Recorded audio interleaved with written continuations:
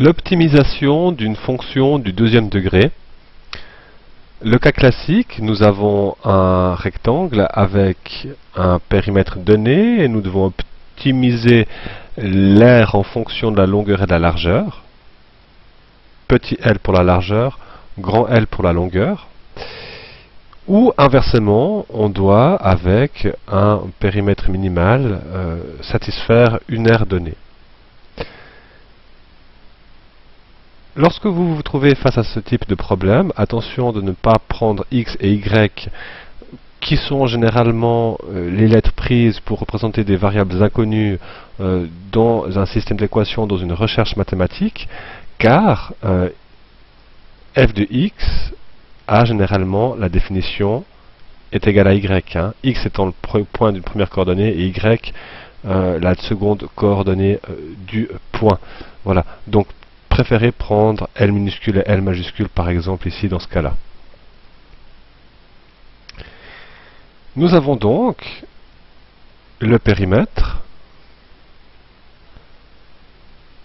du rectangle qui est égal à 2 fois la longueur plus 2 fois la largeur.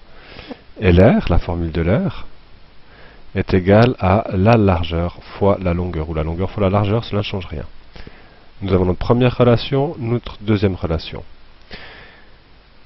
Admettons que dans un cas que l'on va appeler 3, 1, nous avons un cas qui nous donne un périmètre de 50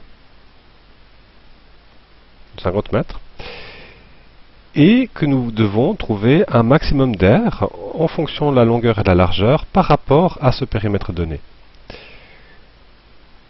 Il y a plusieurs manières de résoudre ce type de problème. Je vais en aborder ici une seule. Prenons, dans la première relation, 50 mètres est égal au périmètre, donc 2L majuscule plus 2L minuscule, 2 fois la longueur plus 2 fois la largeur. J'extrais la largeur, je vais donc exprimer la largeur en fonction de la longueur, ou l'inverse, selon mon envie. Ici, je vais marquer que la longueur est égale à 50 moins 2L sur 2. Je pourrais déjà simplifier l'expression, que ceci me donne 25 moins L. La deuxième étape,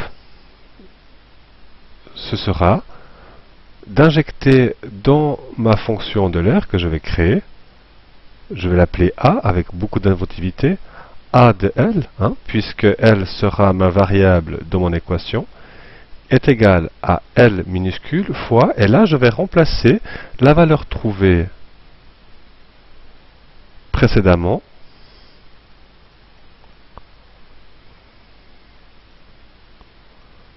par l'expression correspondante.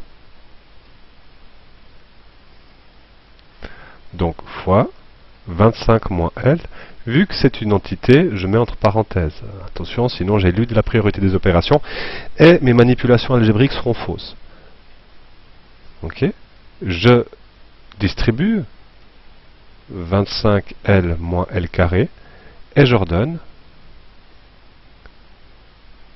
moins 25L. Donc L carré moins 25L. Maintenant, pour trouver un extrémum dans une fonction du deuxième degré, nous pouvons utiliser la dérivée. De prime abord, nous voyons que puisque c'est moins 1 fois L carré moins 25L, le signe du moins par rapport au L carré va nous donner la forme de notre courbe qui sera ouverte vers le bas.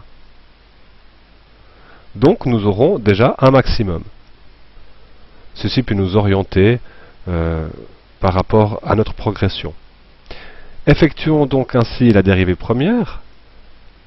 A' de L est égal à moins 2L, c'est plus 25L ici, plus 25, Et la dérivée première étant une fonction qui nous donne la pente en tout point d'une fonction première, lorsque celle-ci est nulle, donc lorsque la dérivée première est nulle, c'est-à-dire que la pente est nulle. Et ici, à un extrémum, la pente elle est nulle, elle vaut 0.